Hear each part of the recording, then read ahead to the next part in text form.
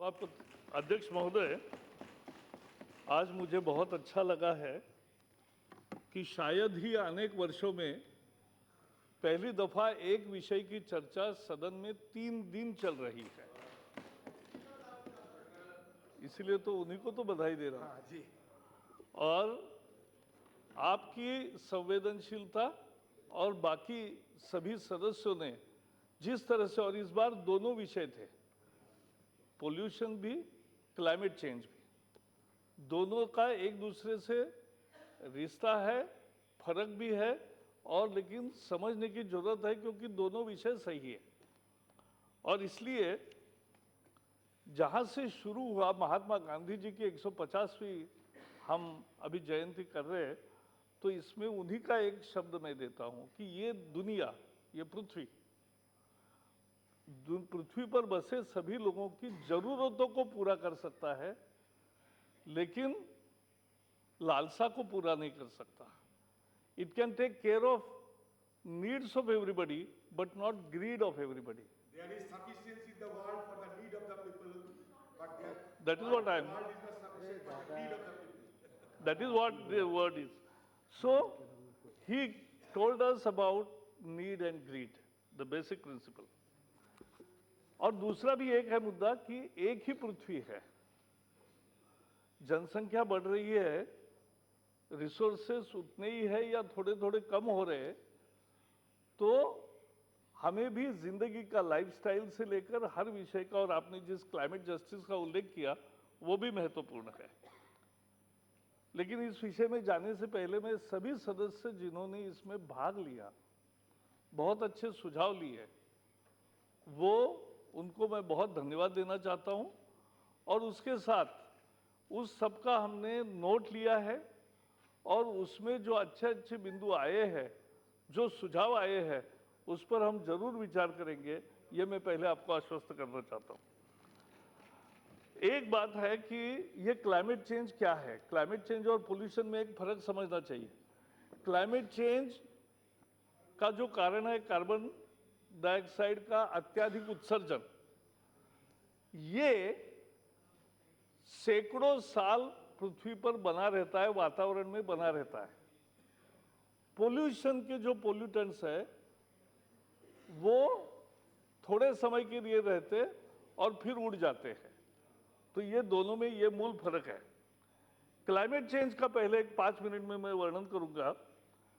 भारतीय जीवन ऐसा है, भारतीय जीवन पद्धति ऐसी है कि हम सारे सृष्टि को एक मानते हैं, चराचर सृष्टि।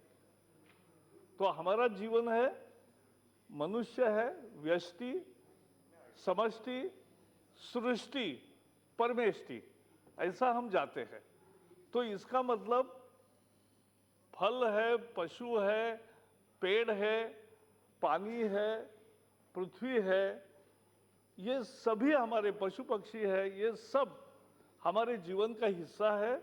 ये जीवन एक है, केवल मनुष्य को अधिकार है सबको मारने का, और बाकी सबका काम केवल वो उनके हमारे पेट में जाना, इतना ही नहीं है। तो सबको अस्तित्व का अधिकार है, ये मानने वाली ये संस्कृति है। दूसरा उसमें है, हमारे लाइफस्टाइल में हमने देखा है पर्यावरण पूरक हम कितने हैं। पेड़ों के लिए इस देश में 300 से ज्यादा लोगों ने बलिदान दिया अपना, कि पेड़ कटने के बजाय, यानी पेड़ कटने के बजाय हमारे सिर कट जाए तो भी चलेगा। ये राजस्थान में जिस तरह से खेजड़ी में ये काम हुआ, और विश्नोई समाज के बहुत जाबाज लोगों ने ये करके दिखाया, ये भारतीय जीवन मूल्य है। और इसलिए हमें ये एक, और इसका उल्लेख प्रधानमंत्री ने पेरिस में बहुत जोरदार तरीके से किया कि भारत की जीवन शैली है, हम धूप में ही हमारे कपड़े सुखाते हैं, ड्रायर में नहीं सुखाते, और हम बचपन में बच्चों के लिए जो कपड़े हैं वो घर में पीढ़ी से चलते हैं, वो एक पीढ़ी को दूसरे बच्चों को, तीसरे बच्चे को, चौथे बच्चे को वही कपड़े पहनाए जाते हैं। यह हमारी मूल संस्कृति और एक तरह से जीवन जो पर्यावरण पूरक है उसका उदाहरण है एक छोटा। और इसलिए उन्होंने 2 वाक्य लिखे कि लाइफस्टाइल बदलने के बिना हम इस पृथ्वी पर होने वाला अत्याचार समाप्त नहीं कर सकते। और मुझे खुशी है कि पेरिस एग्रीमेंट के प्रियम्बल में प्रधानमंत्री मोदी जी ने जो क्लाइमेट जस्टिस, जिसका आपने भी अभी बात किया, तो क्लाइमेट जस्टिस और लाइफस्टाइल, इन दोनों मुद्दों का प्रियम्बल में समावेश हुआ है। ये दुनिया ने मान लिया है इसका मतलब। ये जो दूसरी औद्योगिक क्रांति हुई, तब जो फैक्ट्रियां शुरू हुई उसमें कोल का जो जलाना हुआ और उसके कारण जो कार्बन उत्सर्जन हुआ वो बहुत हुआ। वो पृथ्वी, क्योंकि पृथ्वी में अदरवाइज बैलेंस है, मनुष्य जितना सांस में कार्बन डाइऑक्साइड वायु छोड़ता है वो तो सोख लेता है वनस्पति, और वनस्पति हमारे लिए ऑक्सीजन देता है, दैट्स अ नेचुरल बैलेंस। लेकिन जब नया आधुनिक उत्पादन शुरू हुआ, कोयले के कारण हुआ, और कोयला जलाने से होने के कारण जो कार्बन डाइऑक्साइड वायु का अधिक उत्सर्जन हुआ वो जमा रहा, वो सैकड़ों साल जमा रहता है। और उसके कारण पृथ्वी पर जो सूरज के गर्मी से तैयार होने वाला तापमान है वो बाहर जाता नहीं दूर, और वो जमा रहता है, इसलिए पृथ्वी का तापमान बढ़ रहा है। ये उसका एक सिंपल फिनोमिना है। और इसलिए भारत पर्यावरण, जो जलवायु परिवर्तन है इसका भारत जिम्मेवार नहीं है, क्योंकि भारत का आज प्रति व्यक्ति अमेरिका में 16 टन का कार्बन उत्सर्जन है, यूरोप में 13 टन का है, चाइना में 8-12 टन का है, लेकिन भारत का 2 टन भी नहीं है प्रति व्यक्ति कार्बन उत्सर्जन, 1.9। हाँ, कार्बन फुटप्रिंट वही तो वो नहीं है। तो ये एक बहुत महत्वपूर्ण है। दूसरा, आज दुनिया में जितना उत्सर्जन हो रहा है क्लाइमेट चेंज में, जिसका कार्बन एमिशंस है, वो कार्बन एमिशंस हमारे 4% भी नहीं है, 3% है, और बाकी दुनिया के बहुत अत्यधिक है। So we are not cause of the problem, but ultimately we are suffering, everybody is suffering. So as a responsible country, India is decided to become a part of the solution. और इसलिए Paris में हमने अगुवाई की और 4 बड़े संकल्प किए। पहला संकल्प ये किया कि हमारे एनर्जी मिक्स में, क्योंकि कोल कम करना है, तो एनर्जी मिक्स में 40% ये हम रिन्यूएबल एनर्जी लाएंगे, जिसका एक भी जरा भी प्रदूषण नहीं होता, जिसका कार्बन उत्सर्जन नहीं होता। तो ये हमने तय किया, और जब प्रधानमंत्री ने घोषित किया कि 1,75,000 मेगावाट की नवीन ऊर्जा तैयार करेंगे, तो लोगों को विश्वास नहीं हुआ। लेकिन मुझे आज बताते हुए खुशी है कि 4 साल में आज 175 का जो ऐलान किया था उसमें से 80,000 मेगावाट यह आज तैयार होने लगा, सोलर भी, विंड भी और बायोमास भी। तो ये होने लगा। एक मिनट नहीं, अभी मैं नहीं, I am not yielding, please no, I am not yielding. बाद में I will take your questions afterwards. That see, आप डिस्टर्ब करने की आदत नहीं है, लेकिन आपके इससे दूसरा डिस्टर्ब हो जाता है, तो समझ लीजिए। तो 16, एक मिनट, नहीं, बाद में मैं बताता हूँ। तो ये देश की बात, मैं देश की बात कर रहा हूँ, आज पार्टी की बात नहीं, ये सबका विषय है। और मैं ये कहना चाहता हूँ, तो अभी पिछले महीने हम न्यूयॉर्क में थे। न्यूयॉर्क में यूएन असेंबली में खड़े होकर प्रधानमंत्री ने कहा भारत की तरफ से कि अभी तक हमने 1,75,000 मेगावाट के अपारंपरिक ऊर्जा का लक्ष्य रखा था, अब हम इसको बढ़ाकर 4,50,000 मेगावाट कर रहे हैं। ये उन्होंने घोषणा की और उस पर हम चल रहे हैं। तो मुझे पूरा विश्वास है 2030 तक, 30 से पहले ही हमारा एनर्जी मिक्स में 40% सोलर, विंड, बायोमास एनर्जी का सब रहेगा।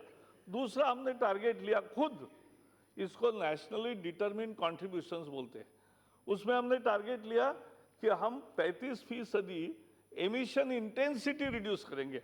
हमारे एमिशंस आज जो है वो बहुत ही कम है, तो एमिशन कम करना ये एडवांस कंट्रीज का मुद्दा है।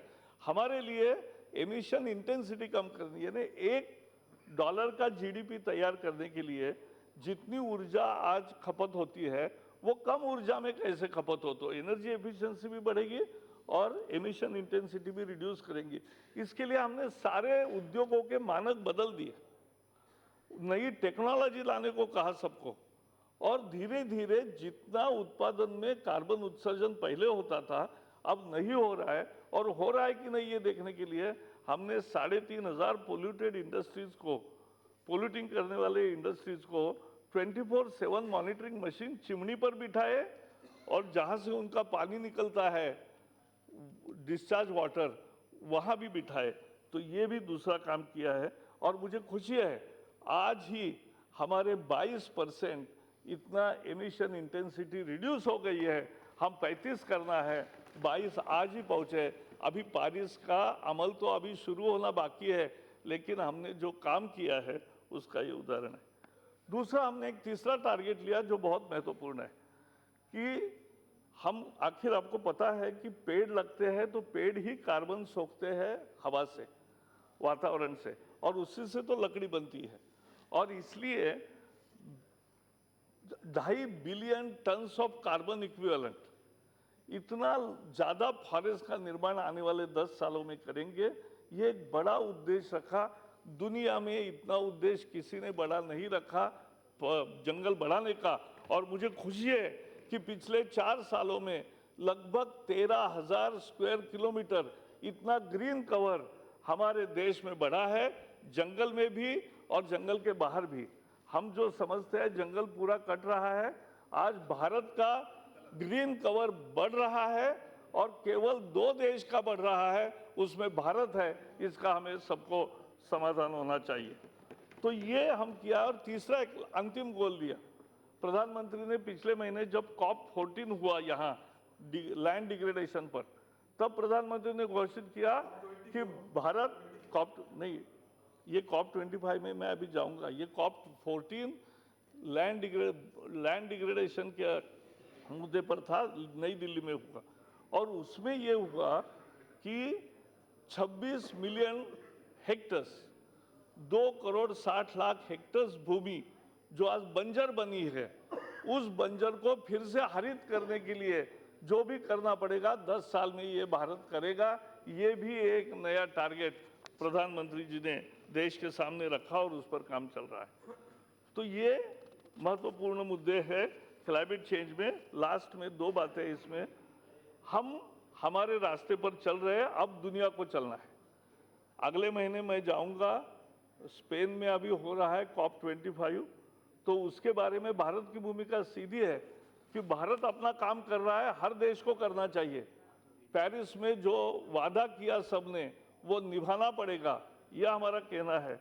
और उसके लिए विकसनशील देशों को फाइनेंस मिलना चाहिए, जो कबूल किया था $100 बिलियन, और टेक्नोलॉजी मिलनी चाहिए, टेक्नोलॉजी एट कॉस्ट मिलनी चाहिए, अफोर्डेबल कॉस्ट में मिलनी चाहिए। नहीं तो टेक्नोलॉजी अगर नहीं मिलेगी तो ये बदलाव जल्दी नहीं आ सकते। और भारत का बहुत सारे लोग कहते हैं कि हम क्लियरेंस कर रहे हैं। मैं आपको बताता हूँ, एक सस्टेनेबल डेवलपमेंट का बेस्ट उदाहरण देता हूँ। दिल्ली का मेट्रो आप देख रहे हैं, दुनिया की one of the best metro यहाँ। मैं जब दिल्ली में आया 2003 में, तब पहली लाइन बनी थी। अब इतनी लाइनें बनी है, 10-12 लाइन्स हो गई, और उसमें 274 स्टेशन है, 355 किलोमीटर की मेट्रो रेलवे है, 50 लाख लोग रोज पर्यावरण पूरक प्रवास करते हैं, 4 लाख गाड़ियां जो अदरवाइज सड़क पर आती वो नहीं आती है। लेकिन उसके लिए जो स्टेशंस बनाए, मेट्रो का विकास किया, तब कुछ पेड़ काटने पड़े। तब पेड़ काटने पर हमारी एक पॉलिसी है कि एक पेड़ काटो तो 5 लगाने पड़ेंगे, बढ़ाने भी पड़ेंगे। और मुझे खुशी है कि दिल्ली के मेट्रो के लिए जितने पेड़ कटे गए थे उससे 5 गुना ज्यादा पेड़ बढ़े हैं, वो दिखाई देते हैं। कहाँ है ये आपको भी कभी दिखाएंगे। और वो पेड़ भी बढ़े, जंगल भी बढ़ा, और लोगों का इतना पर्यावरण का सुविधा हुआ। ये सस्टेनेबल ग्रोथ मॉडल है। पर्यावरण की रक्षा भी, एक मिनट मैं बताओ 1 मिनट बताइए, वहां भी यही होने वाला है, आप समझ लीजिए। मूल मुद्दा ऐसा है कि ये ये विकास भी और पर्यावरण की रक्षा भी दोनों साथ में हमें करना है। अब आते हैं पोल्यूशन, जिसकी चर्चा आज दिल्ली में और सारे देश में है, लेकिन उसमें एक नया फैक्टर मैं आपको बताना चाहता हूं।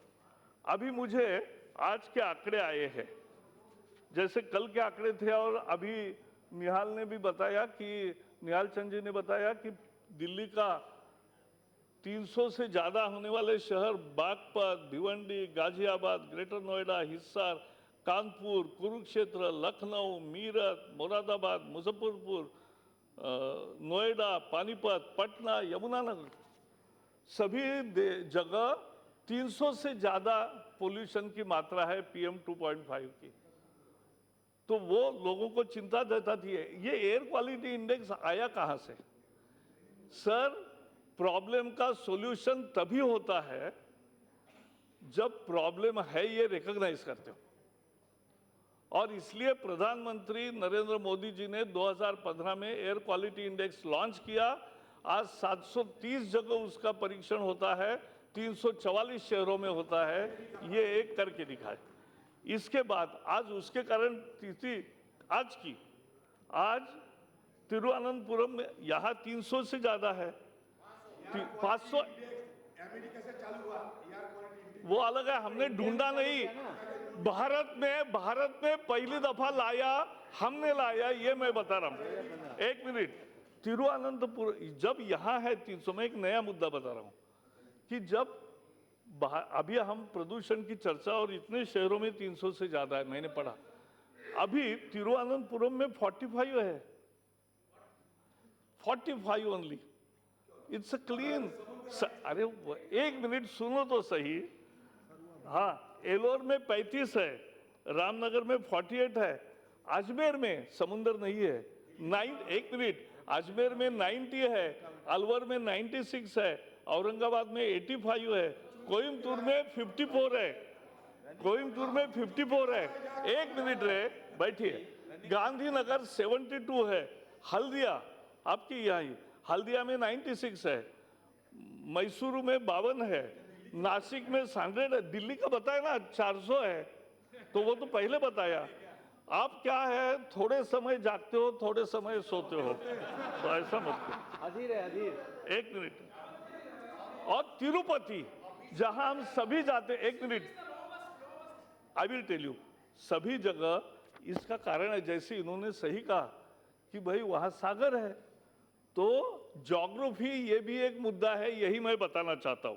और ज्योग्राफी के बारे में, ये ऐसा क्यों होता है कि देश के एक हिस्से में, और खासकर इंडो गैंजेटिक प्लेन में, ये सबसे प्रदूषण ज्यादा है, क्योंकि गंगा के से भी मॉइस्चर आता है, हिमालय से भी मॉइस्चर आता है, और ठंड हवा होती है, या हवा का स्पीड जब कम होता है, और जो दिल्ली की स्थिति है वो थ्रॉट बोलते हैं, बॉल जैसा है, तो बॉल जैसे होने के कारण हवा अगर 20 किलोमीटर से चलेगी तो हम देखते हैं कि हवा साफ होती है, लेकिन 20 किलोमीटर से कम जब स्पीड होता है विंड का, तब हवा वही के वही रहती है, और इसलिए यहाँ पोल्यूशन की ज़्यादा स्थिति है।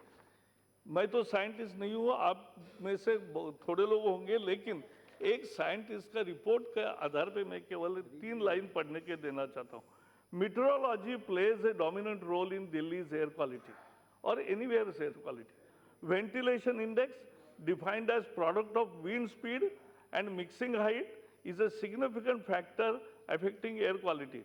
Winters are dominated by cold, dry air and ground-based inversions with low wind conditions, which makes the air stagnant and creates an unfavorable condition for dispersion. तो ये होता है, तो ये भी एक नया फैक्टर है, लेकिन इसके सिवा पोल्यूशन के 4 कारण हैं। इंडस्ट्री से पोल्यूशन होता है, वाहनों से प्रदूषण होता है, धूल से प्रदूषण होता है, बायोमास बर्निंग से प्रदूषण होता है। और इस हर एक विषय पे पिछले 4 साल में, 5 साल में क्या क्या काम हुआ वो भी बताऊंगा, क्योंकि उपाय होना जरूरी है, रोज काम करना जरूरी है। ये चुनाव का मुद्दा नहीं होता है, ये पार्टी का मुद्दा नहीं होता है, ये सबका हमारा मुद्दा है, क्योंकि सांस सब हम एक ही हवा का लेते हैं। तो हमें हवा साफ करनी है, यह हमारा अधिकार होना चाहिए। और उसके लिए क्या काम चल रहा है इतना बताऊं। इंडस्ट्री का पोल्यूशन कम हो, इसके लिए यहाँ बदरपुर, दिल्ली का बताता हूँ, बाहर का भी बताता हूँ। बदरपुर में एक पावर प्लांट चल रहा था, पोल्यूशन कर रहा था, हमने बंद कर दिया, पोल्यूशन खत्म वहाँ का। बाकी भी पावर प्लांट्स है देश भर में, उनको नए मानक स्थापित किए हैं कि उन स्टैंडर्ड्स नए दिए हैं, उस स्टैंडर्ड पर उनको नई टेक्नोलॉजी ला रहे हैं, अनेक जगह आ गई है, और उनका पोल्यूशन लोड जो पहले होता था वो अब कम हुआ है। ये सारे रिपोर्ट्स में बाकी आपको दिखाऊंगा भी। 24/7 मॉनिटरिंग करते हैं, नई टेक्नोलॉजी इसके आई। पेट कोक को बैन कर दिया, यहाँ फर्नेस ऑयल को बैन कर दिया। 2800 उद्योग पीएनजी पर शिफ्ट हो गए। लगभग 3000 के आसपास ब्रिक क्लीन्स ये झिगजैग टेक्नोलॉजी पर आ गए, जिसके कारण ब्रिक क्लीन का भी कमाल होता है। 8 करोड़ एलईडी देश भर में बांटे हैं, तो एलईडी से भी जो लकड़ी का धुआं जलता था वो खत्म हुआ ना, उसका हेल्थ भी सुधरा, और उसके साथ पोल्यूशन भी कम हुआ और लकड़ी भी बची, तो तीनों फायदे हुए। विद्युत खपत भी कम हुई। फिर आगे उज्ज्वला आया, एलईडी आए। एलईडी बल्ब 40 करोड़ बल्ब आज लोगों के घरों में गए, गरीबों के, उनकी बिजली की बचत हुई, देश की उनके बिल की बचत हुई, लेकिन सब मिलके उत्सर्जन और दोनों कार्बन एमिशंस भी कम हुआ, पोल्यूशन भी कम हुआ, ये हमें समझना चाहिए। तो ये काम इंडस्ट्रीज में सारे मानक बदल दिए, सभी उद्योग, all across 17 sectors of industries, we have changed and enhanced the emission norms to have less pollution and less carbon emission. तो उस दिशा में काम किया। सबसे बड़ा काम दिल्ली के लिए जहाँ है वो भी और देश का भी, इतने हाईवे बनते हैं, इतने रेलवे, हवाई जहाज, और ये सब का जब विस्तार होता है, वाटरवेज नया शुरू किया, उस सब का परिणाम ये प्रदूषण कम होने में होता है। और इसके 3-4 आंकड़े बताता हूँ। मेट्रो अब देश में 600 किलोमीटर की है और 600 किलोमीटर की नई बन रही है। इससे 2 करोड़ लोग उससे प्रवास करेंगे, आज 1 करोड़ लोग लगभग प्रवास कर रहे हैं। हाईवेज बदले, और छोटे छोटे, यानी दिल्ली में हम एयरपोर्ट जाते हैं तो एयरपोर्ट जाते समय धौला कुआं में जो पहले 15, 20, 25 मिनट लगते थे, अब सीधे जा रहे हैं। क्यों? गडकरी जी ने रास्ते का नया ऐसा विकास किया कि उसके कारण अब वहाँ ये कंजेशन नहीं होता, और कंजेशन नहीं होता इसलिए पोल्यूशन भी कम होता है। तो वो, अरे लेकिन ये अभी किया जो शीला दीक्षित जी ने किया। देखो, ये पहले प्रधानमंत्री है जो कहते हैं कि मेरे पहले आने वाले हर प्रधानमंत्री ने कुछ न कुछ किया है, ये मानने वाले ये प्रधानमंत्री है, बाकी नहीं करते थे ऐसा। तो एक ये ऐसे बहुत काम अभी जितने बारापुला से लेकर जो दिल्ली में हुए वो भी हुए, एक्सप्रेसवे देश भर में बन रहे, हाईवे रिकॉर्ड टाइम में बन रहे, वाटरवेज नए शुरू हुए। कुछ नेता बोट से वाराणसी की यात्रा कर सके, क्यों? इसलिए कर सके क्योंकि वहां पानी ठीक हुआ, इसलिए कर सके, ये भी हमें समझना चाहिए। रेलवे का विस्तार है, मैं बताता हूँ, वही इसीलिए तो गए, और कुंभ में सबसे साफ सुथरा कुंभ इस बार हुआ। एक जैसे हर्षवर्धन जी ने बताया कि दुनिया का पहला देश हुआ कि जिसने कमर्शियल बम्बार्डियर एयरक्राफ्ट ये बायोफ्यूल पर चलाया, ये करके दिखाया। तो ये हमारा हुआ, और बसेस इलेक्ट्रिकल आई उस समय भी, अभी भी आई, और ये सारा इलेक्ट्रिकल व्हीकल्स, मैं तो इलेक्ट्रिकल व्हीकल लेके आ रहा हूँ, सभी मंत्रालयों के वाहनों को धीरे धीरे बदल रहे हैं, और आज तक 3,28,000 ई व्हीकल्स के लिए जनता को सब्सिडी मिली है। तो ये हमारा काम है। इथेनॉल के द्वारा भी 5% मिक्स करते थे, पहले मिक्स ही नहीं करते थे, अभी 5% और 10% मिक्स होने से हमारे धुआं कम होता है, प्रदूषण कम होता है, यह हमें समझना चाहिए। सबसे बड़ा बदलाव किया कि दिल्ली में वेस्टर्न और ईस्टर्न एक्सप्रेस पेरिफेरल वे किया। 60,000 ट्रक ऐसे आते थे दिल्ली में जो दिल्ली से कोई संबंध नहीं, उनका काम नहीं, लेकिन दूसरा रास्ता नहीं था, इसलिए दिल्ली से होकर गुजरते थे। आज ये अलग रास्ता रिंग रोड हो गया और उसके कारण आज 60,000 वाहन जो दिल्ली को प्रदूषित करते थे आज नहीं कर रहे हैं, वो बाहर से जा रहे हैं। अब एक हमारे यहाँ एक प्रॉब्लम है, किसी में भी क्रेडिट लेते हैं। एक लोग काम करे, कोई टोपी पहने कोई, ये भी एक काम हो रहा है कि काम हम करें और एडवर्टीजमेंट दूसरा दे।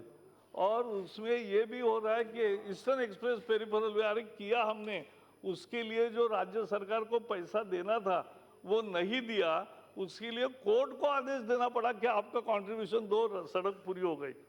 तो ये, लेकिन मैं आज उस विषय में ज़्यादा नहीं जाना चाहता क्योंकि छोटी बात है।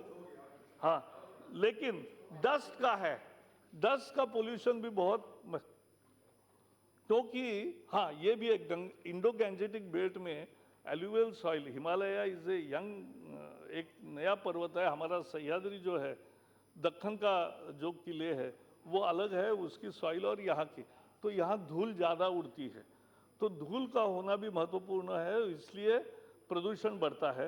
तो धूल के कणों को डस्ट सप्रेसेंट नए केमिकल्स आए, उसका उपयोग करते 6-6 घंटे वो रहता है सप्रेस, फिर से करना पड़ता है सिंचाई, तो स्प्रिंकलिंग हो रहा है। बायोमास बर्निंग एक बड़ा मुद्दा है। माइनिंग में भी धूल उड़ती है, तो उसके लिए भी हमने कड़ाई से नियम किए हैं, उसके ट्रांसपोर्टेशन के भी नियम किए हैं, और पहले से जो उनको अपवाद करके सड़क से जाने का दिया था उसमें बहुत जगह कन्वेयर बेल्ट पे लाया है, और उसके जगह और भी दूसरे नए उपाय कर रहे हैं, नए नियम हम तैयार कर रहे हैं। बायोमास बर्निंग, पराली का जो विषय है वो सच है, लेकिन दिल्ली में भी जलता है, दिल्ली के इंडस्ट्रियल इस्टेट में भी जलता है, कचरा जलाते लोग। तो ये उन राज्यों को, उन एजेंसीज को देखना चाहिए कि हमारे यहाँ ऐसा नहीं होगा। और भारत सरकार ने खुद मशीन दी है, प्रधानमंत्री कार्यालय से इसका मॉनिटरिंग रोज होता है, और वो बारी बारी से टास्क फोर्स का मीटिंगें करते हैं। तो ये हमने करके दिखाया, अमृत है, बाकी सब है, नई नई योजनाएं की। और इस हाँ, हाइड्रोजन फ्यूल के बारे में और बाकी नए अल्टरनेटिव कैसे पर्यावरण पूरक, तो हाँ BS6 में हमने ट्रांसफर किया। पहले जो 24 में होने वाला था वो 20 में हुआ। तो पहले तो 2014 में देश भर में BS3 ग्रेड का फ्यूल मिलता था, अब BS4 का देश भर में मिल रहा है, दिल्ली में BS6 का मिलने लगा है, और देश भर में 1 अप्रैल से BS6 का पेट्रोल डीजल मिलने लगेगा। और BS6 वाहन भी नए, BS6 कंप्लायंट वाहन सभी आएंगे। 5 साल पहले उद्योगों को बोला कि 1 अप्रैल के बाद आपको पुराने वाहन नहीं चलेंगे, उस टेक्नोलॉजी के, नए टेक्नोलॉजी के वाहन चाहिए, और उसका कारण 80% प्रदूषण वाहनों का, व्हीकल्स का कम होगा, ये है। लेकिन मैं एक आखिरी मुद्दे में आ रहा हूँ, इसलिए हमने सिटी स्पेसिफिक प्लान बनाया कि हर शहर की कहानी अलग है, हर शहर का बीमारी अलग है, तो उसको इलाज करने के लिए सिटी स्पेसिफिक प्लान बनाने के लिए नेशनल क्लीन एयर प्रोग्राम तैयार किया। और नेशनल क्लीन एयर प्रोग्राम के तहत यहाँ से पैसे भी दे रहे, गाइडेंस भी दे रहे, हर सिटी का प्लान अलग हो रहा है। स्मार्ट सिटी में भी, अमृत में भी सभी रिसोर्सेज से पैसे उसमें डाल रहे हैं ताकि हर शहर का प्रदूषण कम हो, ये उसकी कल्पना है। लेकिन एक सत्य है कि इसमें लोगों की भी भूमिका है, हमारी सबकी भी भूमिका है। आखिर जितने पेड़ हम लगाएंगे उसका प्रदूषण कम होने में निश्चित उपयोग होता है, और इसके लिए कितने अच्छे काम कर सकते हैं, लोग लगाते हैं। एक एक जिनको पद्मश्री मिला, ये सम्मान भी ऐसे ही लोगों को मिलने लगा जिन्होंने पूरा गांव ग्रीन किया, उनको मिलने लगा। अब एक नया आया है, एक ने मुझे गणित करके भेजा कि जिंदगी में जितनी सांसें हम लेते हैं उसके लिए हमें जितना ऑक्सीजन चाहिए, वो ऑक्सीजन 7 पेड़ लगाकर बढ़ाने से, जो 7 पेड़ जिंदगी भर देते हैं ऑक्सीजन, वो हमारे जिंदगी को सफिशिएंट है। 7 पेड़। तो आज हम प्रतिज्ञा करें कि सभी लोग 7-7 पेड़ कम से लगाकर बढ़ाए। ये अगर करते हैं तो अपनी ऑक्सीजन बैंक हम खुद तैयार करते हैं। ये करने की जरूरत है। हमने स्कूल में एक योजना शुरू की, स्कूल नर्सरी, और आगे और बढ़ाएंगे कि स्कूल में नर्सरी होगी, बच्चे वहाँ खुद बीज लोए, पौधा रोपण करेंगे, पौधा आएगा, उसको बढ़ाएंगे, परवरिश करेंगे, और वर्ष के बाद जब एनुअल रिजल्ट आता है उसके बाद वो अपना बढ़ा हुआ पेड़ लेके जाएगा घर में एनुअल ट्रॉफी के तहत, और वो पेड़ वहाँ लगाएंगे। अपने घर में अगर जगह है तो वहाँ लगाएंगे, घर में जगह नहीं है तो किसी को जाकर कहेंगे कि मैंने ये पेड़ तैयार किया है, मेरा पेड़ आपके यहाँ लगेगा क्या? लोग हाँ कहेंगे। एक पेड़ लगाने की मानसिकता बढ़ानी है, क्योंकि अवेयरनेस से ही काम होता है। देखो, फायर क्रैकर पहले कितने बजते थे, धीरे धीरे कम होते गए, लेकिन अब लोगों को समझ में आया। इस साल आपने देखा होगा, सबने फील किया होगा कि बदला है माहौल। मैं हर वर्ष में दीपावली में मेरे घर में, जो मेरे आवास के परिसर में जो रोड साफ करते हैं, सफाई करते हैं, और जो ड्रेनेज सफाई करते हैं, ऐसे सभी कर्मचारियों को बुलाता हूँ, उनके साथ 2 घंटे बैठकर दिवाली मनाता हूँ। और उसमें मैंने इस बार साल पूछा कि फायर क्रैकर्स कितने बजे, तो बोले पिछले सालों के तुलना में अब 10-20% ही बज रहे हैं, बाकी फायर क्रैकर्स नहीं हो रहे। तो ये नई अच्छी पहल है, ये अच्छा माहौल। हम एनवायरनमेंट का प्रशिक्षण अगर स्कूल से देते हैं तो क्या परिणाम होता है? बच्चे ही कहते हैं पिताजी को कि आप, मुझे फायर क्रैकर नहीं चाहिए। ये कहने लगे, ये नई शुरुआत है और इसको बढ़ाना हमें है। और इसलिए पानी की बचत, पेड़ लगाना, प्लास्टिक का कचरा उठाना, प्लॉगिंग, और ट्रैफिक के नियम पालना, क्योंकि नज़दीक के काम साइकिल से करें। मैं तो 8 साल से ई स्कूटर यूज़ करता हूँ, मेरे घर के काम के लिए भी। और मैं जब खुद चलाता था, क्योंकि कॉन्स्टिट्यूशन क्लब में जाना है, कहीं जाना है, तो मेरी इलेक्ट्रिकल, कॉन्स्टिट्यूशन क्लब आपके, तो वहाँ तो, और बाकी कहीं भी बाजार में जाना है, मुझे शौक है, तो मैं स्कूटर चला के, और इलेक्ट्रिकल स्कूटर 8 साल से यूज़ कर रहा हूँ। अच्छी है। अब तो इलेक्ट्रिकल व्हीकल भी आया है मंत्रालय का, तो मैं इलेक्ट्रिकल व्हीकल ही यूज़ कर रहा हूँ। तो ये सब हमें लोगों का भी सहभाग चाहिए, एक जन आंदोलन चाहिए। और जन आंदोलन के तहत जब ये हम समस्या के निदान के लिए अपना अपना कंट्रीब्यूशन देंगे, सरकार भी काम करेगी, सबको साथ लेकर काम करेगी। और मुझे पूरा विश्वास है कि अगर बीजिंग ने प्रदूषण के समस्या पर 15 साल लगे उनको, तो हम कम समय में हमारे प्रदूषण को मात देंगे, और सब मिल के देंगे। एक नेशनल नॉलेज नेटवर्क किया है, सभी साइंटिस्ट रोज बैठते हैं, किसी का भी नया टेक्नोलॉजी आया उसको जांच पड़ताल करते हैं, और प्रदूषण खत्म करने के रोज नए उपायों को ढूंढाते रहते हैं। और मुझे लगता है यही रास्ता है। भारत जलवायु परिवर्तन में भी नेतृत्व करेगा और प्रदूषण से भी जल्दी मुक्ति पाएगा, ये मैं कह सकता हूँ। बहुत बहुत धन्यवाद।